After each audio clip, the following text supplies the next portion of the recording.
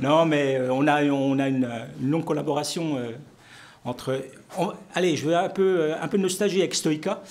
On a une longue collaboration, donc, puis c'est toujours avec plaisir que je reviens à l'INSA, donc elle ne m'a pas beaucoup forcé pour dire je viens. Par contre, ça m'a filé un coup de vieux, puisque quelque part, je suis revenu sur eh bien, un innovateur qui avait fait l'objet de ma thèse, donc ça date.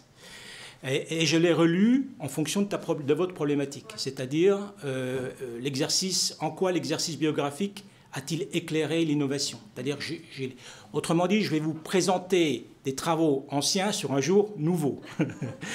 Voilà. Alors, rapidement, un lieu Beaucourt. Beaucourt, ça dit rien à personne. C'est un village en marge du pays de Montbéliard. J'expliquerai après pourquoi. Une manufacture et, on va dire, une industrialisation très précoce, fin 18e. Je vais aller très vite pour d'abord vous expliquer l'objet de l'innovation, en quoi c'est innovant. Donc on va très vite passer sur ces aspects-là pour revenir après, pour éclairer ce cheminement qui amène à la créativité. Donc un lieu, un homme, hein, Frédéric Japy, un homme de l'ombre. Il n'y a que Domas qui fait, dans l'histoire des techniques, qui fait à un moment donné, il y a une petite ligne sur Japy, mais il le reconnaît en tant que créateur. Et puis, on est dans un milieu, horloger. Donc, je vous montre à dessin ce qu'est l'horlogerie du XVIIIe siècle, traditionnelle, quelques outils. Et on se rend bien compte qu'on est là déjà dans un système de type artisanal.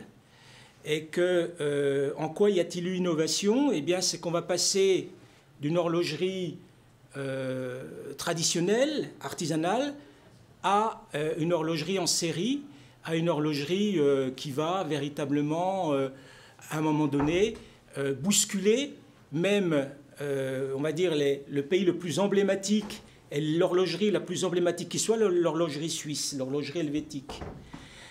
Bonjour, monsieur Jacomi.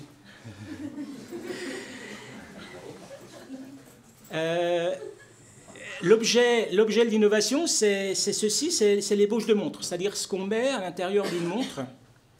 Ce qu'on met à l'intérieur d'une montre, c'est-à-dire un mouvement. Hein, et bien sûr, on va venir habiller ce mouvement pour donner la montre à gousset.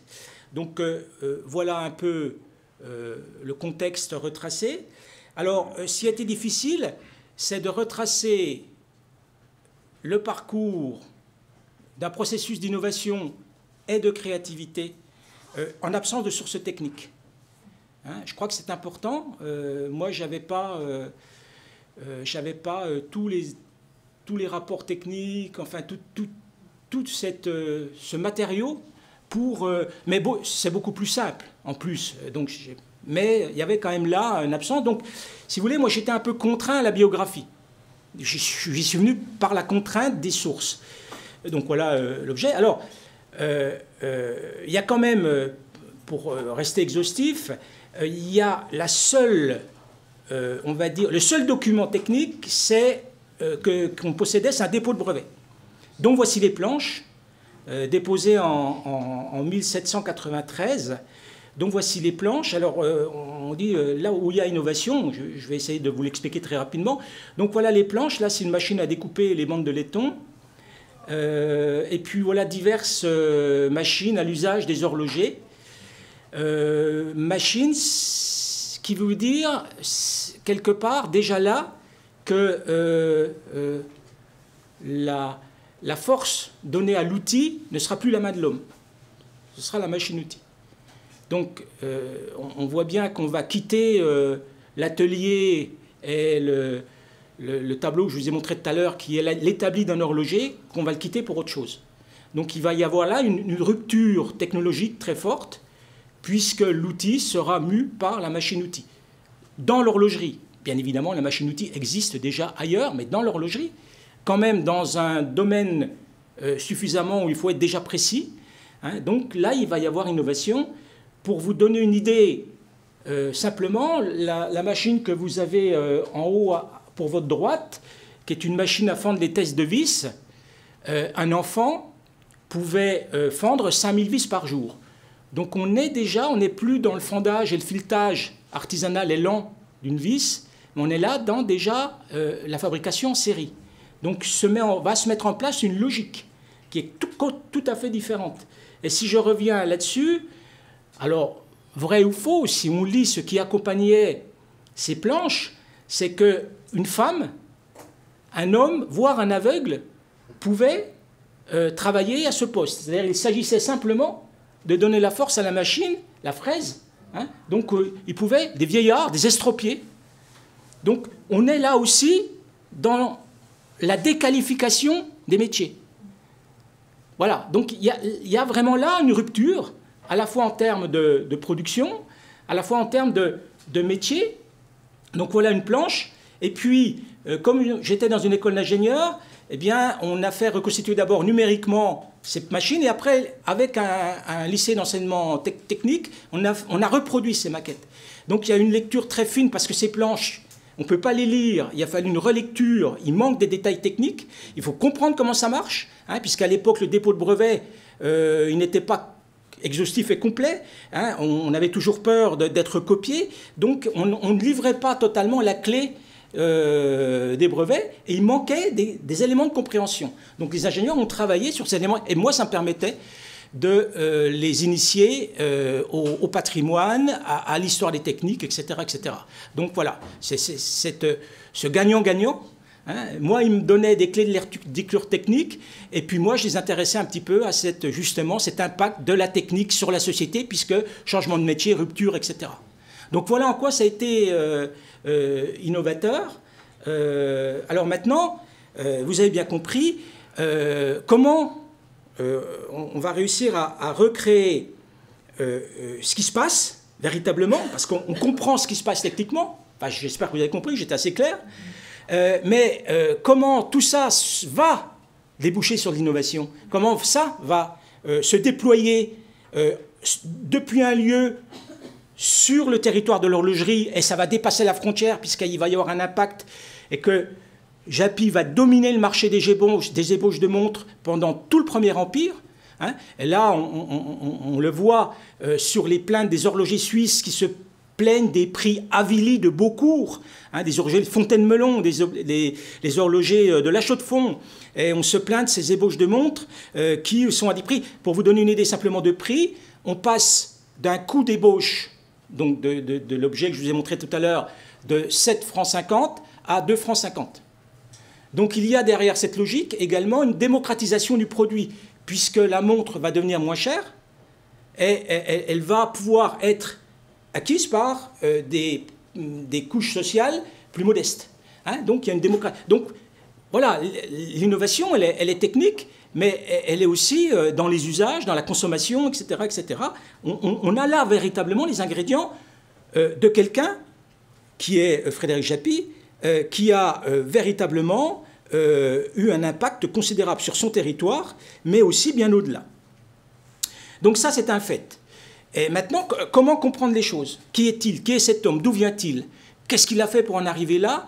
Comment a-t-il? Alors, je crois qu'il ne fallait pas tomber dans la géographie. Vous savez, il y a le mythe du fondateur, hein, qui a tout fait tout seul, qui fait fuite tous les obstacles, etc. Donc, je n'avais pas envie de tomber dans ce mode agéographique. Il n'y avait pas d'autobiographie, donc il fallait véritablement être dans ce que vous proposiez, à la recherche d'un personnage, pourquoi, dans ce contexte, etc. Pour essayer en absence d'archives, il n'y a plus l'archive comptable, il y avait que ces planches. Hein, donc il fallait habiller techniquement un petit peu ce qui allait se passer dans ses conséquences économiques et sociales. Et donc, je disposais de quoi? Je disposais d'abord de sources secondaires, des sources... Voilà ce qui avait été écrit sur le fondateur qui se révélait quelquefois fausse. Donc je méfie des hagiographies, hein, une espèce de légende, de mythe, j'ai parlé tout à l'heure. Et puis, d'où ce qui avait été écrit dans le milieu de l'horlogerie, qui sont des sources imprimées de l'époque, tant en France qu'en Suisse. Et ben, il me fallait autre chose, Et cette autre chose, on le trouve ailleurs. Vous allez voir, je vais essayer de vous montrer un petit peu toutes les traces que j'ai trouvées pour essayer de cerner le personnage.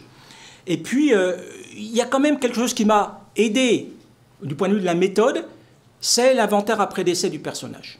C'est l'inventaire après décès qui m'a permis de trouver dans les fonds notariaux d'avoir un peu de matérialité de la vie du fondateur. Et ça n'a pas été innocent. Alors, je vous propose 3 approches à partir de là. Remonter, faire la biographie rapide du fondateur et vous expliquer, tenter de vous expliquer ce qui a joué.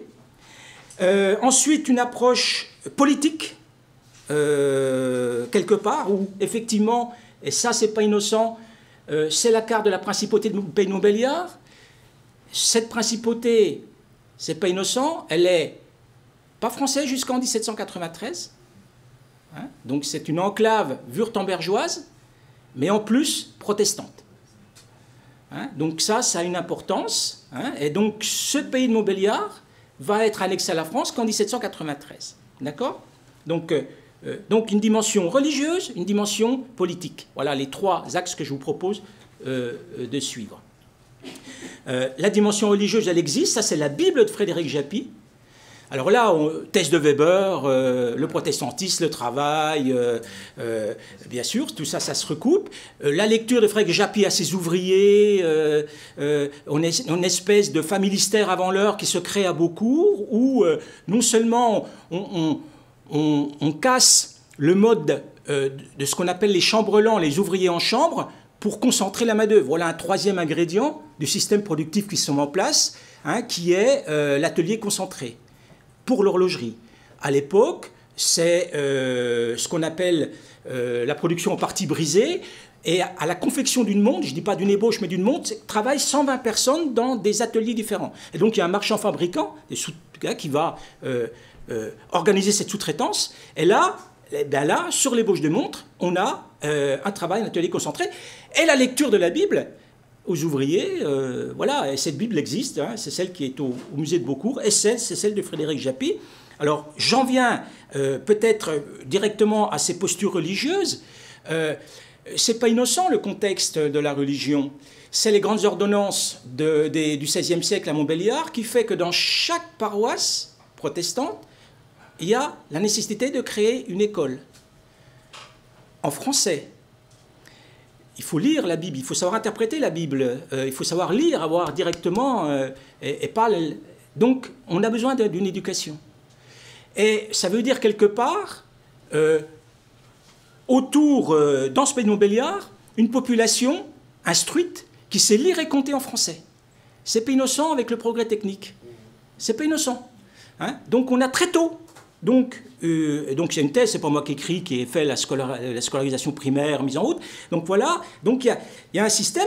Et puis de cette élite, de ce premier terreau de population instruite, il va y avoir une élite. Je vous rappelle que Cuvier est montbéliardais quand même, une élite protestante qui va essaimer, qui est tournée vers le progrès technique, influencée.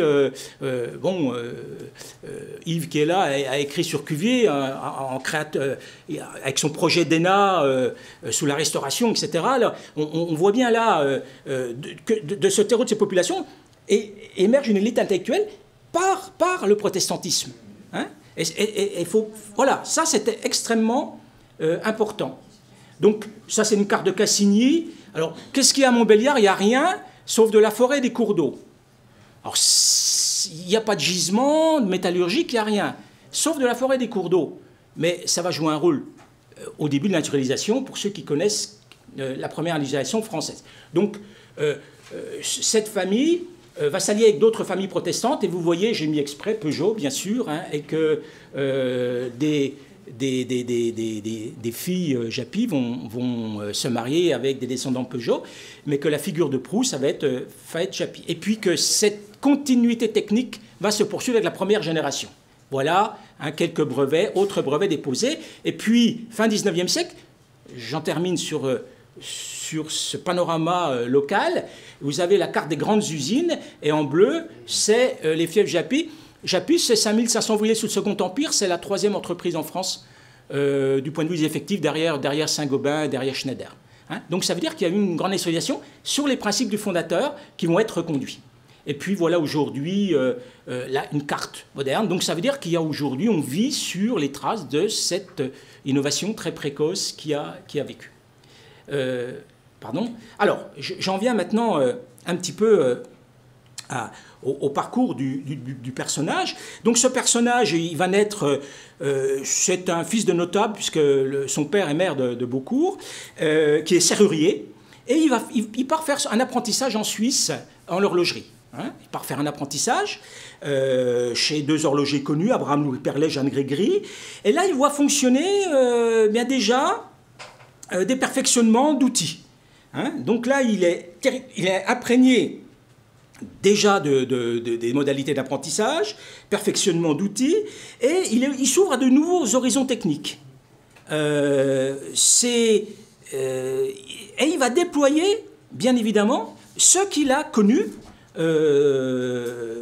techniquement quand il revient. Il revient donc, après son apprentissage, fonder sa propre manufacture d'horlogerie, donc il a déjà l'idée d'un atelier concentré, sauf qu'il va déménager très vite, il s'installe à Montbéliard, sauf qu'à Montbéliard, il y a le système des chonfs. Alors je vous le traduis tout de suite, les corporations.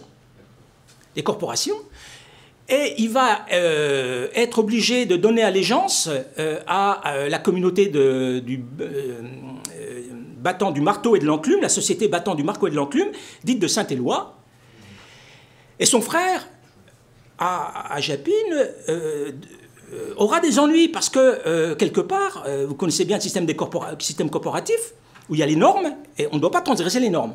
Donc, toute idée de nouveauté, eh bien, va être... Donc, qu'est-ce que fait Frédéric Japy?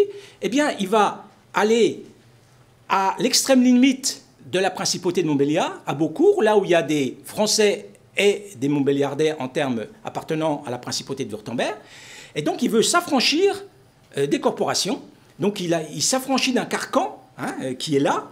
Et d'ailleurs, tellement vrai qu'à un moment donné, il songe même à s'exiler. Et on a retrouvé la trace d'une demande. Il voulait aller dans le comté de Baden-Doulard, qui est le long du Rhin vers Karlsruhe. Et parce que le margrave de Baden-Doulard fait savoir qu'il assurera à toute personne de la religion prétendue réformée, la religion protestante, qui dispose des moyens à la création d'une fabrique ou d'un commerce. C'est-à-dire que ça l'appelle à un savoir-faire, etc. Donc, il s'intéresse et, à un moment donné, il va demander à s'exiler. Il ne le fera pas, mais ça montre bien, par rapport à son territoire, qu'il est dans un contexte bridé de contraintes qui l'empêche d'aller là où il a envie d'aller, à savoir vers le développement d'outils et de machines-outils pour l'horlogerie. Et je parlais tout à l'heure de la dimension politique. Eh bien, lorsque... donc, sa fabrique, c'est 50 ouvriers concentrés, à peu près, vivent en ministère en 1777. Et donc, il ne faut pas parler de lui jusque-là. Il faut attendre l'annexion du Pays de Montbéliard à la France pour voir, enfin, la technologie qu'il veut mettre en place s'épanouir. Alors, pour quelles raisons? D'abord, très vite, il prend une posture politique très forte, à savoir, il prend fait et cause pour l'annexion des troupes françaises dans le Pays de Montbéliard. Hein, c'est-à-dire pour la République.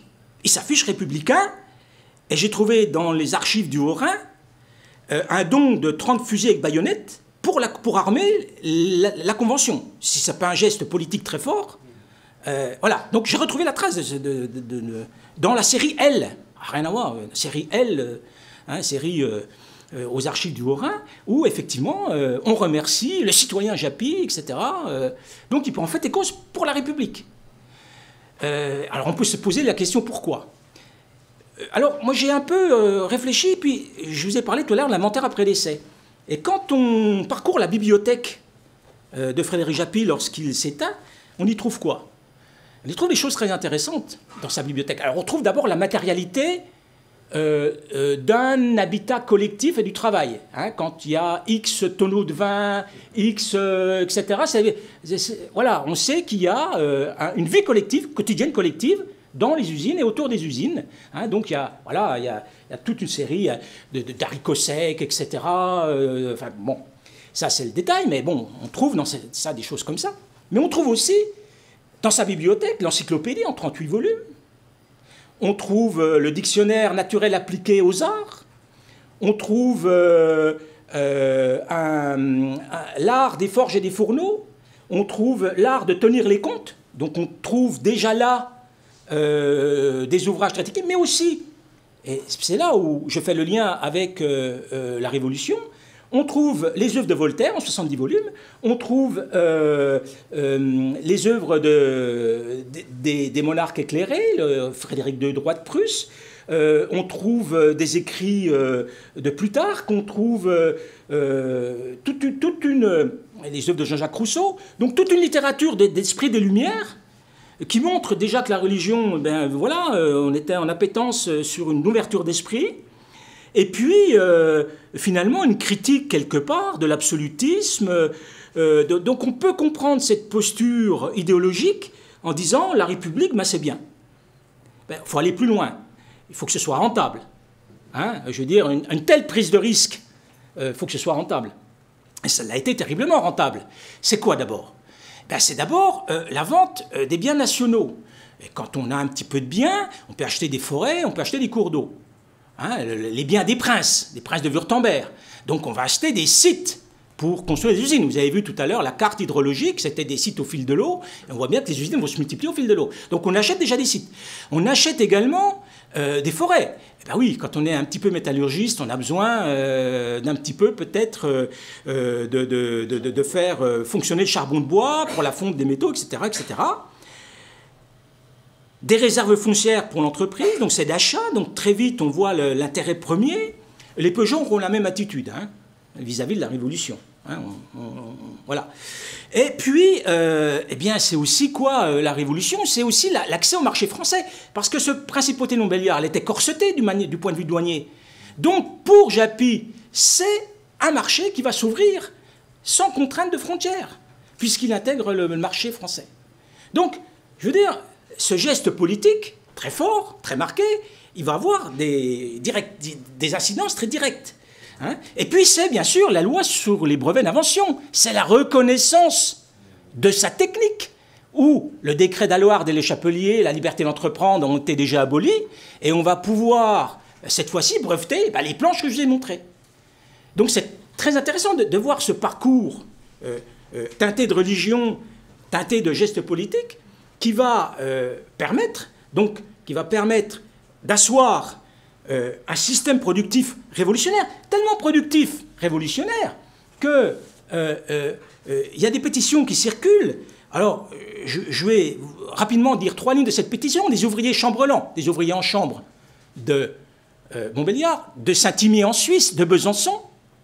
Donc, une pétition qui va au-delà des frontières et qui dit « Citoyens et frères, avec quelle peine n'avez-vous pas vu les établissements de fabricants d'ébauche, donc Frédéric Japy, qui, avec leurs machines infernales, ont porté un coup terrible à l'horlogerie. Hein, donc il y a vraiment là deux systèmes productifs qui se heurtent. On va se plaindre des machines infernales, c'est quand même, le terme est quand même terrible. Et puis je vous lis cet extrait un petit peu savoureux, je vous fais grâce du reste. Serrons-nous tous étroitement auprès de notre gouvernement pour que le sieur Japy, fabricant d'ébauche, établi à Beaucourt, devienne lui-même berger de cochons, ce qu'il a menacé qu'il voulait faire de tous les horlogers. Donc on a bien ici une technologie qui vient heurter un impact social très fort sur la société. Voilà, donc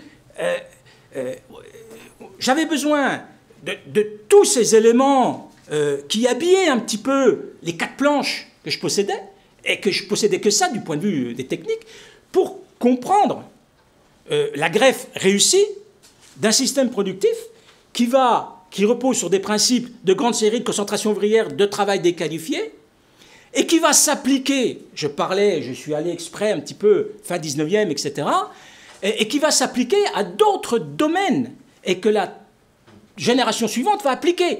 Parce qu'il y a des brevets, donc d'abord on choisira 3 parmi les 13 enfants, et 3 garçons, les filles auront leur dot en argent, donc on préserve le patrimoine technique et familial, et puis on va reporter les mêmes principes vous l'avez vu à la serrurerie, parce que quand on sait faire des ébauches de montres, et puis quand on sait faire des montres, on sait emboutir le boîtier de la montre. Donc si on sait emboutir le boîtier de la montre de manière technique, on sait faire des casseroles.